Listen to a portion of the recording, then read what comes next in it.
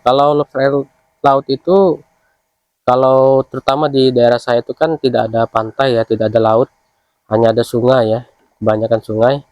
Maka ketika datangnya ke daerah saya atau di Palembang ini, itu sudah dalam keadaan beku ya, atau sudah mati. Maka tidak fresh lagi teman-teman ya. Nah, kalau air laut, kalau air tawar ini bisa kita kirim sampai 2 hari bahkan 3 hari, itu saya pernah kirim 3 hari itu masih hidup teman-teman ya.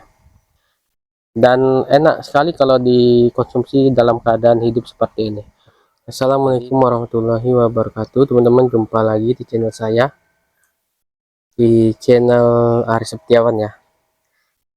Sekarang ini teman-teman, saya sedang melakukan nih pengurasan kolam ini. Jadi indukan jantan sini saya ambil semua, akan saya pindahkan karena ini kolamnya bocor loh. Nah, teman-teman lihat ya, di ujung situ tuh ada keretakan ya, di lantai juga di bawah itu ada keretakan. Nah, ini harus diperbaiki dulu teman-teman ya, karena bocornya sangat deras sekali ya. Jadi saya isi air, langsung surut airnya tuh teman-teman.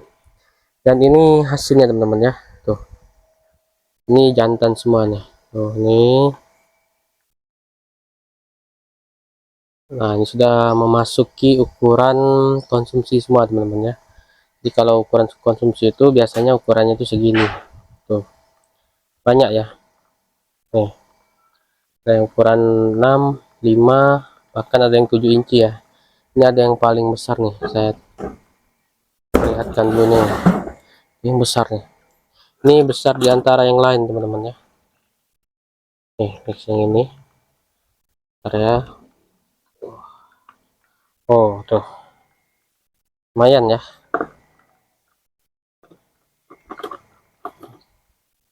Nah, ini ukurannya ini sudah masuk 7 inci ya, bahkan bisa ke 8 inci juga tuh. Oh, ini dagingnya banyak sekali tuh. Oh, dagingnya banyak teman-teman. Jadi kalau kita makan tuh enak sekali nih, apalagi kalau masih fresh kayak gini ya, masih hidup kayak gini, dagingnya tuh enak. Nah, budidaya itu sangat apa ya, sangat menyenangkan menurut saya. Budidaya apapun itu, budidaya lobster maupun ikan nila itu ada rasa kepuasan tersendiri teman-teman ya, jika kita mendapatkan hasil yang maksimal, atau apa bisa panen seperti ini, atau menjadi bisa apa namanya tuh makhluk hidupnya tuh bisa besar seperti ini ya. Sama kayak ikan juga kan, itu enak ya kalau dilihat besar-besar tuh ya.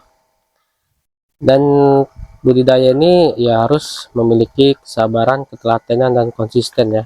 Serta yang paling utama itu adalah ilmunya teman-teman ya. Ilmunya itu yang paling sulit dicari ya. Jadi ilmu ini ada beberapa faktor ya. Ada yang ilmu yang memang dari pengalaman, ada ilmu yang memang diberikan pada orang lain. Tapi menurut saya itu ilmu yang paling bagus itu adalah dari segi pengalaman ya. Di pengalaman itu menurut saya itu memang benar, pengalaman adalah guru terbaik ya.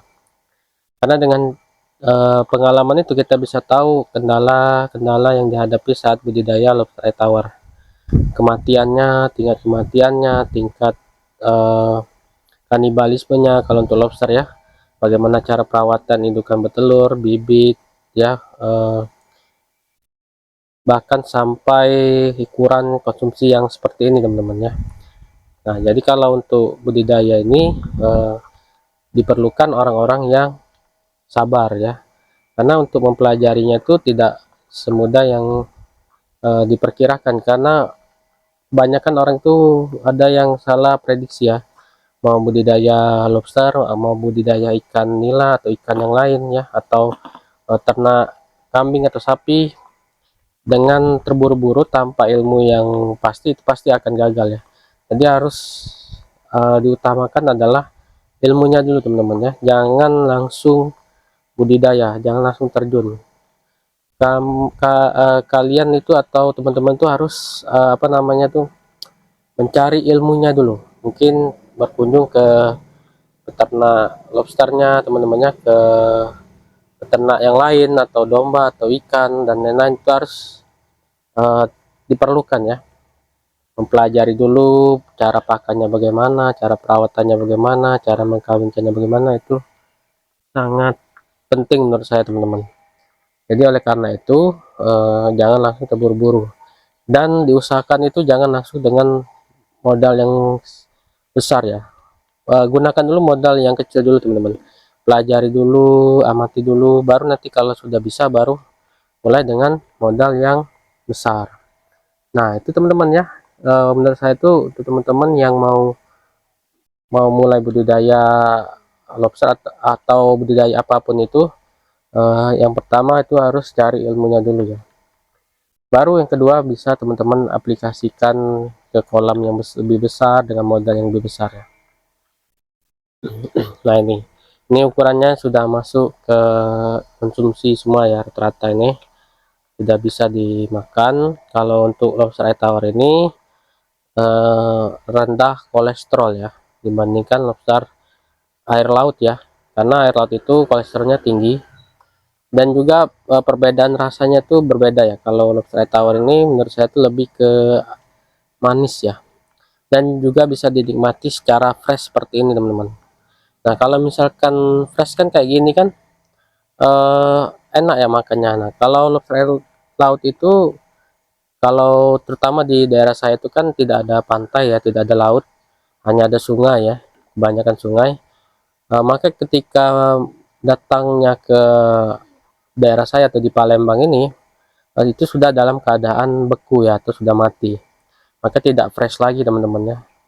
Nah kalau air laut kalau air tawar ini bisa kita kirim sampai 2 hari bahkan 3 hari, itu saya pernah kirim 3 hari itu masih hidup teman-teman ya, dan enak sekali kalau dikonsumsi dalam keadaan hidup seperti ini. Jadi teman-teman kalau mau konsumsi yang enak itu pak lobster air tawar ya, tapi tergantung juga dari teman-temannya ya. Kalau memang sukanya di air laut ya bisa di air laut. Dan juga kelebihan dari air tawar ini, di samping tadi kolesterolnya rendah, bisa makan cara hidup-hidup atau fresh ya, dan yang ketiga adalah harganya lebih murah dibandingkan air laut. Nah untuk lobster air tawar ini yang jenis red claw ini teman-teman, ini apa namanya tuh berasal dari Australia, bukan asli dari Indonesia, dan masih sedikit sekali yang membudidayakannya teman-teman ya, sehingga masih harganya tuh masih tergolong mahal, dan masih sangat sulit sekali ditemukan di Indonesia ya yang budidaya lobster air tawar ini ya, terutama untuk yang skala industri ya, itu sangat sulit sekali teman-teman. Masih skala rumahan, masih kolam yang kecil ya.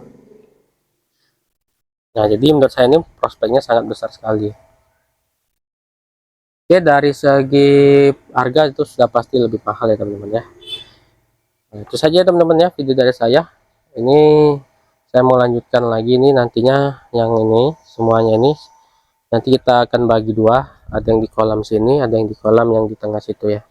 Karena kalau kita satukan satu kolam ini agak muat, karena ini kan banyak sekali nih hasilnya tuh, banyak tuh. Dia harus kita pisah juga. Kalau yang ini sudah ada lobsternya teman-teman ya, tapi yang agak kecil-kecil. Kalau yang itu yang nanti yang besar-besar tuh, itu kosong, tidak ada lobsternya. Oke teman-teman, itu saja ya video dari saya. Dan satu lagi informasi teman-teman, ini masih dalam keadaan kemarau ya, kemungkinan nanti ini akan lama sekali saya isi nih, tapi tetap saya isi ya. Sebelum saya isi air tuh saya tampal dulu yang bocornya di situ, terus kita isi air, karena kalau nggak diisi air nanti akan retak kembali teman-teman semennya ini ya, jadi harus diisi dengan air. Oke itu saja teman-teman video dari saya, semoga bermanfaat. Sampai jumpa di video selanjutnya.